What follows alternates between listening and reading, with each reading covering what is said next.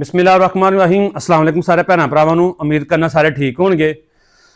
जैसे कि तुसीं देखदे हो अलहमदुलिल्लाह रमज़ान की आमद है और इस सिलसिले असीं रमज़ान राशन बैग की खरीदो फरोख्त कर ली सी और अलहमदुलिल्लाह कल तो असां पैकिंग शुरू की है, कल रात ना तो अलहमदुलिल्लाह अज भी पैकिंग स्टार्ट है। तो सोचा कि तुहानूं असीं दिखाइए कि रमज़ान राशन बैग की तैयारी के हवाले तुहानूं असीं भी तुहाडे नाल वीडियो शेयर करने आ। शुभमा अलहमदुलिल्लाह तुहानूं सारिआं नूं पता है।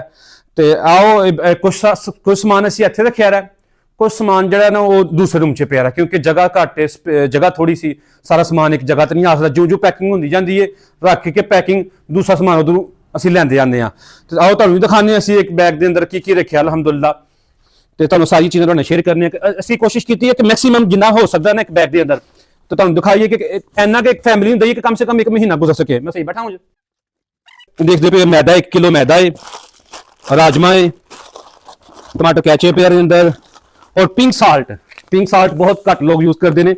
और डॉक्टरों का एक मैं वीडियो देखी सो कहते हैं कि सादे नमक ना पिंक साल्ट जो वो यूज करो। धनिया पाउडर है, काले चने ने 1 किलो, खजूर 2 किस्म की है, आधा किलो खजूर है, आधा किलो खजूर है, 1 किलो खजूर है और 2 किस्म की खजूर है अलहमदुलिल्लाह। और सारा समान वो एक जो असीं अपने घर के अंदर यूज करने असीं खरीद जितों अपने घर का राशन लैके आने ना सारा समान उतों लैके आए, अच्छी क्वालिटी का लैके आए। भांडे धोने वाला साबन है, लाइफ बॉय साबन नहा धोने वाला, रूह अफजा है, सेवियां ने, बेसन ने, चिट्टे चने ने, चीनी है 3 किलो चीनी है और चाट मसाला, बिरयानी मसाला, दाल मसूर कहते हैं, की कहते हैं मसरां दी दाल है।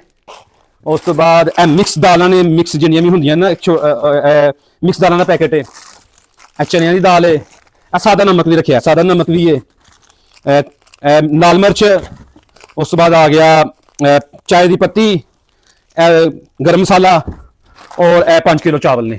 5 किलो चावल के नाल असीं आयल और आटा अलग रखा है। तो मैं अपने अंकल नसीर साहब का बहुत शुक्रिया अदा करना वा कि उन्होंने सानूं इस काम के बड़ी हैल्प किया। सानूं 3 राशन बैग, 3 फैमिली के बैग अंकल नसीर साहब की तरफों ने और एक 10 बैग मेरी एक भैन बाहर होंगी उन्होंने तरफों ने, 10 बैग मेरे एक दोस्त ने उन्होंने तरफों ने, 50 बैग जड़े मेरी अपनी फैमिली की तरफों ने।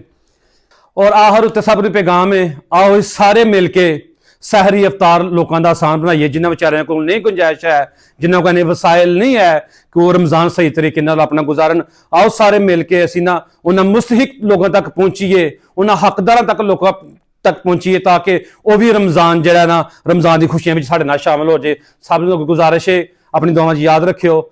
अस्सलाम वालेकुम रहमतुल्लाहि व बरकातहू।